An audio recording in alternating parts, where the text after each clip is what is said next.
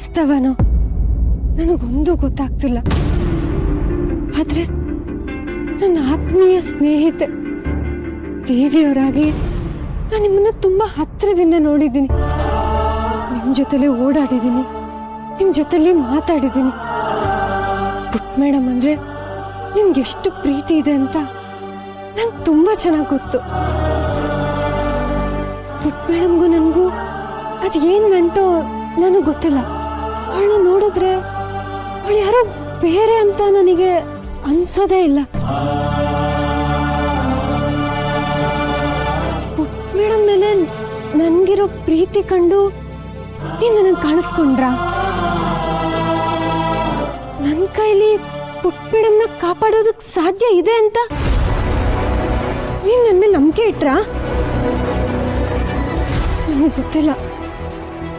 ಆದ್ರೆ ಮುಂದಿನ ಗುರಿ ಹಿತ ಅಂತ ನೀವ್ ಬರ್ದಿರೋದನ್ನ ನೋಡಿದ್ರೆ ಪುಟ್ ಮೇಡಮ್ಗೇನೋ ಅಪಾಯ ಇರೋದಂತೂ ಸತ್ಯ.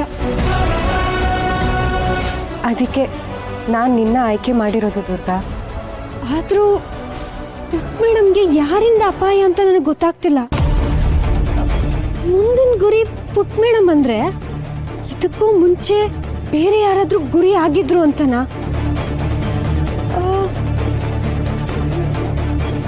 ನೀವೇ ಗುರಿ ಆಗಿದ್ರಾ? ಸದ್ಯ ನಿನಗೆ ಎಲ್ಲ ಅರ್ಥ ಆಗ್ತಿದೆಯಲ್ಲ. ಆದ್ರೆ ನಂಗೆ ಒಂದಂತೂ ಅರ್ಥ ಆಗ್ತಿಲ್ಲ. ಈ ಮನೇಲಿ ಇಷ್ಟೊಂದು ಜನ ಇದ್ರು ನೀವು ನನಗೆ ಯಾಕೆ ಕಾಣಿಸ್ಕೊಂಡ್ರಿ? ನನ್ನ ಜೊತೆಲೆ ಯಾಕೆ ಮಾತಾಡಿದ್ರಿ? ಇದಕ್ಕೆಲ್ಲ ಉತ್ತರ ಹೇಳೋಣ ಅಂದ್ರೂ ನನ್ನ ಕೈನಲ್ಲಿ ಆಗ್ತಿಲ್ಲ. ನಾನು ಏನು ಮಾಡಲಿ ದುರ್ಗಾ? ಈ ಥರ ಎಷ್ಟೋ ಪ್ರಶ್ನೆಗಳಿಗೆ ನನ್ನ ಹತ್ರ ಉತ್ತರ ಇಲ್ಲ. ಆದ್ರೆ ಪುಟ್ ಮೇಡಮ್ಗೆ ಅಪಾಯ ಇದೆ. ಅವಳನ್ನ ಅಪಾಯದಿಂದ ಕಾಪಾಡಬೇಕು ಅಂದ್ರೆ ನಾನು ಏನ್ ಬೇಕಾದ್ರೂ ಮಾಡ್ತೀನಿ. ನನ್ನ ಪ್ರಾಣ ಬೇಕಾದ್ರೂ ಕೊಡ್ತೀನಿ. ನಾನು ಪ್ರಮಾಣ ಮಾಡಿ ಹೇಳ್ತೀನಿ, ಪುಟ್ ಮೇಡಮ್ನ ನಾನು ಕಾಪಾಡ್ತೀನಿ. ನನ್ನ ಮಗಳ ಮೇಲೆ ನಿನಗದೆಷ್ಟು ಪ್ರೀತಿ, ಅಕ್ಕರೆ, ಕಾಳಜಿ ಇದೆ ಅಂತ ನನಗೆ ಗೊತ್ತು ದುರ್ಗಾ.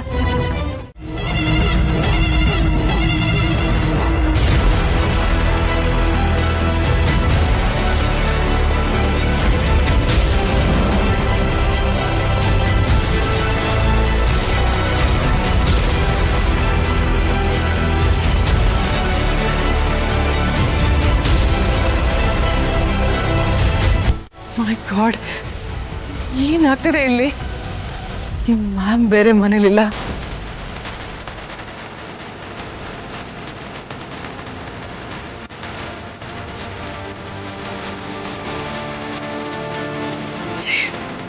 ಇವ್ರ ಫೋನ್ ಬೇರೆ ಕನೆಕ್ಟ್ ಆಗ್ತಿಲ್ಲ.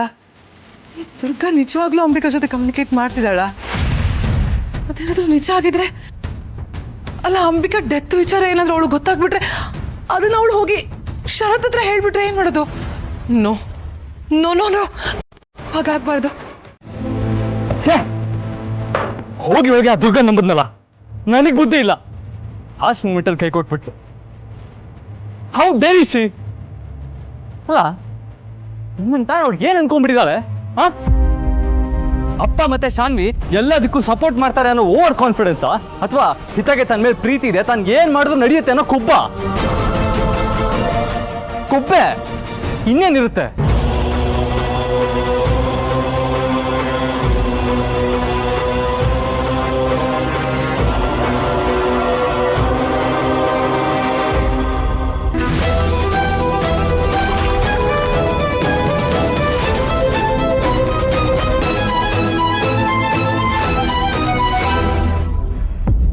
ಅವಳು ಯಾರ ಫೇವ್ರೇಟ್ ಆಗಿರ್ಬೋದು, ಐ ಡೋಂಟ್ ಕೇರ್. ದುರ್ಗಾಗೆ ನನ್ನ ಹೆಂಡತಿ ತನ ಯಾವತ್ತೂ ಸಿಗಲ್ಲ.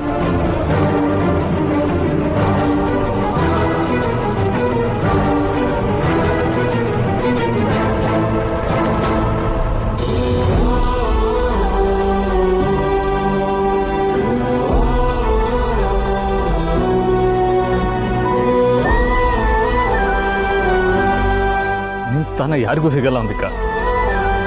ನೋಡ್ದಿ ಅವಳನ್ನ, ಸುಮ್ನೆ ನಿನ್ನ ಹೆಸರು ತೆಗಿತಾಳೆ.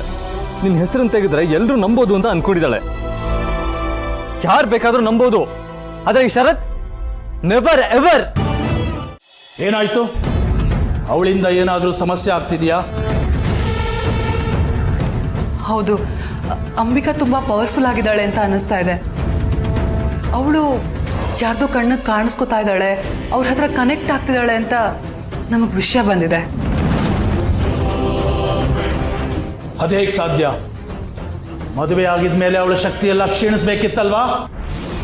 ಹೌದು, ಆದ್ರೆ ನಮಗ್ ಗೊತ್ತಿಲ್ಲದೆ ಇರೋ ತರ ಏನೂ ನಡೀತಾ ಇದೆ. ಅಂಬಿಕಾ ಕೆಲವ್ರ ಕಣ್ಣಿಗೆ ಕಾಣಿಸ್ಕೊತಾ ಇರೋದು ನಿಜನ ಸುಳ್ಳ ಅಂತ ನಾವು ಕಂಡು ಹಿಡಿಬೇಕು.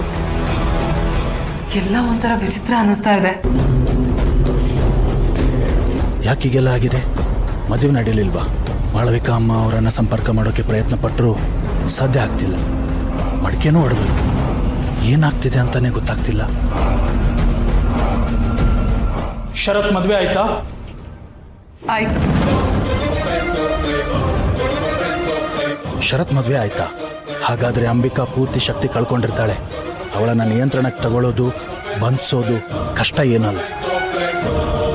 ಅವಳನ್ನ ಬಂಧಿಸೋದು, ಸತ್ಯ ಏನು ಅಂತ ತಿಳ್ಕೊಳ್ಳೋದು ತುಂಬಾ ಸುಲಭ.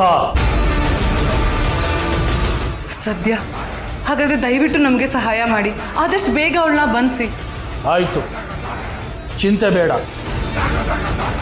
ಆ ಕೆಲಸನ ನಾನು ಈಗಲೇ ಮಾಡ್ತೀನಿ.